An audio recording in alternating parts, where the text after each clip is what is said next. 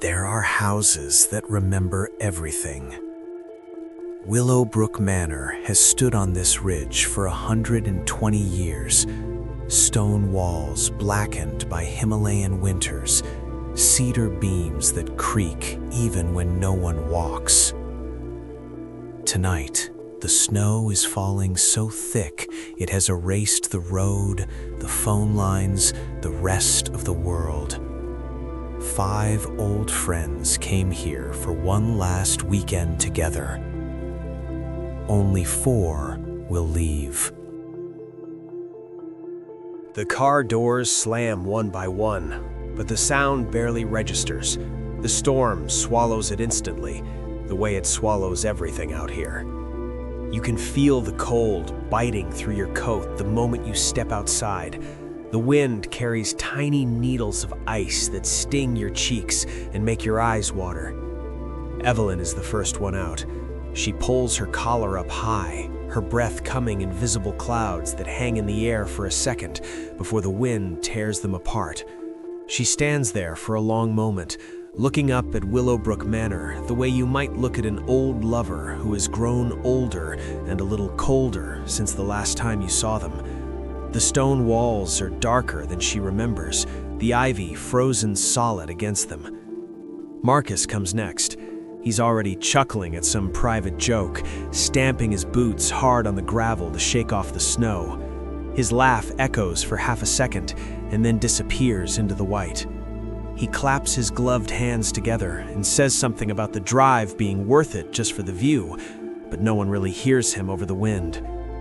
Lena steps out after him, arms flung wide like she's greeting the house itself. Her coat flaps open for a moment, and she doesn't seem to care. Her laugh is big and theatrical, the kind that used to fill rooms, but tonight the storm cuts it short and carries it away down the valley. Theo is last. He doesn't slam his door. He simply stands beside the car, suitcase in hand, staring up at the gables and the dark windows. There is something in his face that the others don't notice, a quiet recognition, like he is greeting something that already knows him better than he knows himself. They have all been here before, many times. Summers when the valley was green, winters when the snow was softer, birthdays, anniversaries, the weekend Harlan finished his first book. But tonight, the manor feels different, watchful, as if the house itself is holding its breath, waiting to see what this last gathering will bring. The fire in the great stone hearth is roaring now. The logs crack and pop, sending sparks dancing up the chimney. The dining room smells of wood smoke, roasted lamb, red wine, and that faint trace of old books that never quite leaves Willowbrook. For 2 full hours, they are 19 again. The years fall away. Evelyn is telling the story of the night Harlan read his very first short story aloud in their college dorm, how they all stayed up until dawn arguing about the ending. Marcus keeps interrupting with his own version, making everyone laugh until their sides hurt. Lena refills glasses with theatrical flair, her bracelets clinking every time she pours. Theo sits quietly at the far end, smiling softly, but his eyes keep drifting to Harlan at the head of the table. The conversation flows like the wine, easy, familiar, full of private jokes no outsider would ever understand. To the only people in the world who still call me by my first name and actually mean it. Harlan raises his glass. His hand is perfectly steady. That same crooked smile that once made publishers in New York cancel their meetings just to hear him talk. The candlelight catches in his eyes for a moment, and for that second, he looks exactly like the young man who used to sit in this very room and dream out loud. And to the man who gave every single one of us second chances we never ever deserved. They drink. The snow outside keeps piling higher against the glass panes, sealing them in. No one notices that Harlan's own glass is the only one that never quite empties. He sips smiles, listens, but the level in his glass barely drops. The laughter continues, but somewhere in the back of every mind, the same thought is starting to form. This weekend feels different, heavier, as though the house itself is listening more carefully than usual.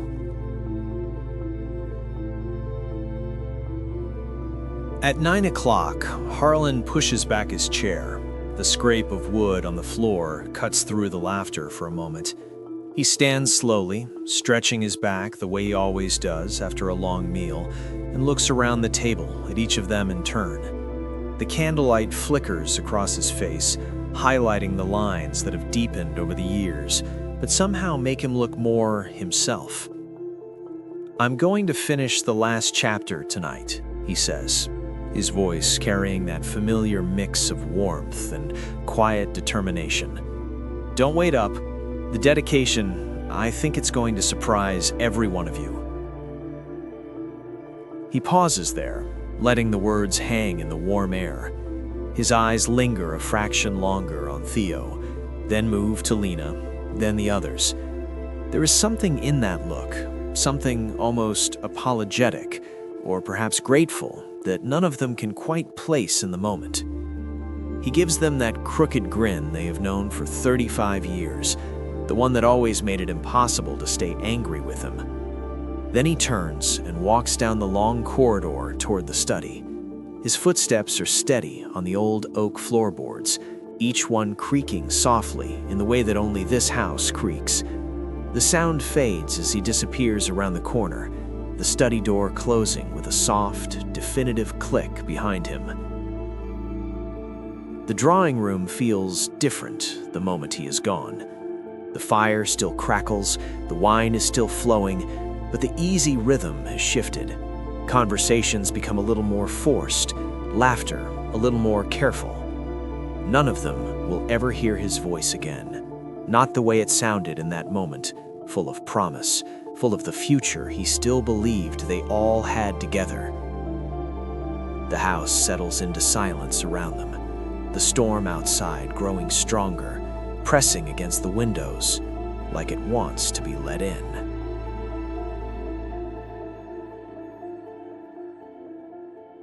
They settle in the drawing room after dinner, the fire still roaring in the great stone hearth, sending waves of warmth across the room that do little to ease the growing chill that has nothing to do with the storm outside. Cards are dealt slowly, the deck sliding across the polished oak table with a soft whisper, and for a while the familiar rhythm returns, the easy laughter of people who have known one another longer than most marriages last, the clink of glasses, the occasional burst of teasing that only old friends can get away with. Evelyn laughs at one of Marcus's stories, her head thrown back for a moment, but the laugh fades a little too quickly, as if she suddenly remembers something she would rather forget. Lena keeps reaching for the wine bottle, refilling glasses even when they are still half full, her bracelets catching the firelight every time she moves, a small, nervous habit that none of the others comment on tonight.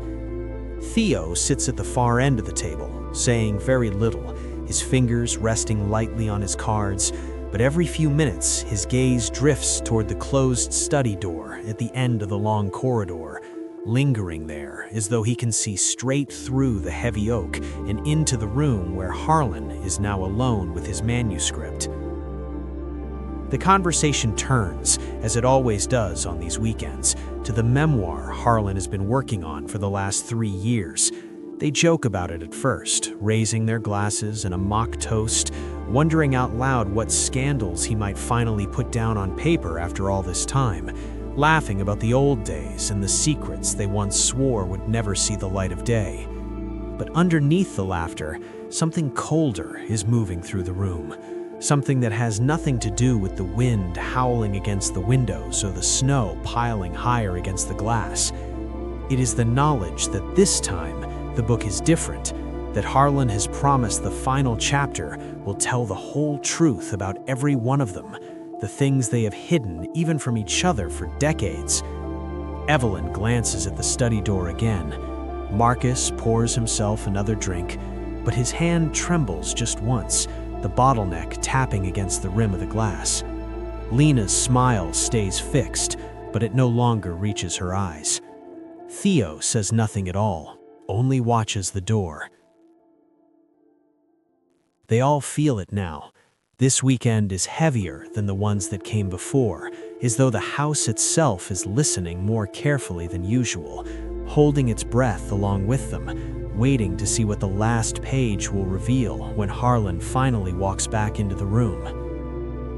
And somewhere down that dark corridor, the pen is still moving across the paper, writing words that none of them can yet imagine will change everything they thought they knew about one another. It is 11 o'clock exactly when Lena decides to say goodnight to Harlan. The others are still in the drawing room, cards scattered, wine glasses half empty, the fire burning lower now.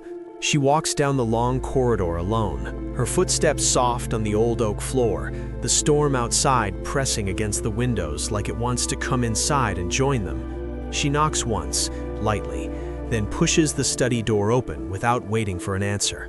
The fire in the study has burned down to glowing embers, casting deep red shadows across the room. The air smells of old paper, aged whiskey, and something else she cannot quite name, something sharp and faintly metallic that makes the back of her throat tighten. Harlan is at his desk, head down on the final page of the manuscript, pen still held loosely between his fingers, as though he simply fell asleep mid-sentence. The lamp distrows a circle of light over his hand and the half-written words beneath it.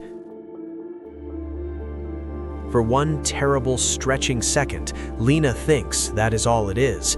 He has worked too late, the wine and the warmth have finally claimed him, and he will wake up embarrassed in the morning with ink on his cheek. She calls his name softly at first, then louder. There is no response. She steps closer, her heart beginning to beat harder against her ribs, and reaches out to touch his shoulder. The moment her fingers make contact, she knows. The stillness is absolute. The warmth is already leaving him. She stands there frozen, hand still on his shoulder, unable to move, unable to breathe properly. The storm howls outside the window, but inside the study there is only this terrible silence, the kind that swallows every other sound in the world. The page under his arm is still visible, the last line he ever wrote, perfectly legible in the lamplight, but she cannot make herself read it yet. All she can do is stare at the man who once meant everything to her, now motionless in the chair he always said was the only place he ever truly felt at home. Finally, the scream comes, raw and broken, tearing out of her throat and echoing down the corridor toward the others. They come running the moment Lena's scream tears down the corridor. Marcus is first through the door, still holding a wine glass he forgot to put down. Evelyn right behind him. Theo last, moving as if the air itself has thickened around him. The study feels smaller now, the air heavier, the smell of whiskey and old paper mixed with something colder that none of them can name yet. They gather around the desk, 4 silhouettes in the dim lamplight, staring down at the man who had been the center of their world for 35 years. Evelyn is the one who checks for a pulse, her doctor's fingers pressing against his neck with practiced calm that cracks within seconds. There is nothing. The stillness is absolute. Marcus whispers his name once, twice, as if that might bring him back. Lena has backed against the wall, hands still over her mouth, eyes wide and unblinking. Theo simply stands there, his face unreadable in the shadows, watching the pen that has slipped from Harlan's fingers and rolled to the edge of the desk. The storm outside howls louder, as if the mountain itself is reacting to what has just happened inside these walls. They cover him with the old tartan blanket he always kept draped over the chair, the one that still carried the faint scent of his cologne. Then they sit together again in the drawing room, stunned into silence, holding each other's hands the way frightened children do when the lights go out. No one suggests calling anyone. The phones are dead, the road is gone, the world has shrunk to these 4 people in the body in the next room.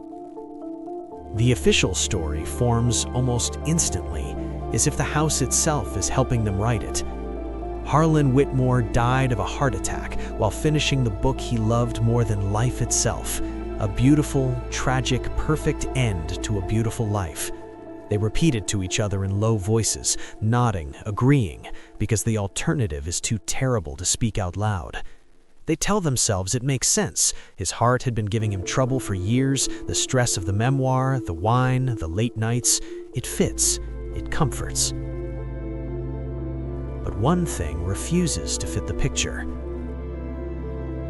On the page, still trapped under Harlan's arm, the last line he ever wrote is perfectly legible in the lamplight when Evelyn finally dares to look closer. And to the one who carried my bags all these years, the one I never properly thanked. The sentence ends there. The pen slipped from Harlan's fingers before he could finish. No one speaks of it that night, but every single one of them will remember it for the rest of their lives.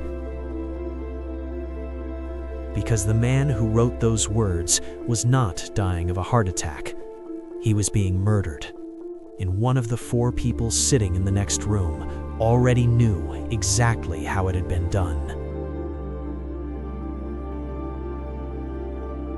If you're sitting here right now already turning over theories in your head, who you think killed Harlan, why that last unfinished sentence matters, what secret each of them is hiding, drop it in the comments. Tell me exactly who you suspect and why. I read every single one. The best theories will get a shout out in part 2.